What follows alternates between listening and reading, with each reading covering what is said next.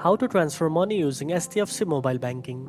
First of all, open the HDFC Mobile Banking app and log in using your customer ID and password or fingerprint. From the home screen, tap on the money transfer option. You will see the from field where you choose your account. Then in the to field, select a payee from the payee list. Next, enter the amount you want to transfer along with any remarks.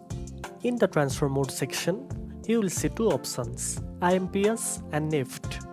Select the option that best suits your transfer needs. After filling in all the details, review the information carefully to avoid any mistakes. Then, tap Continue and on the next page, tick the box to accept the terms and conditions. Finally, confirm the transaction by entering the OTP sent to your registered mobile number or email. Once verified, your money will be transferred instantly or according to the selected transfer mode. And that's it. Now you know how to transfer money using HDFC Mobile Banking. If you found this video helpful, don't forget to like, share and subscribe for more banking tips. Thanks for watching and I'll see you in the next one.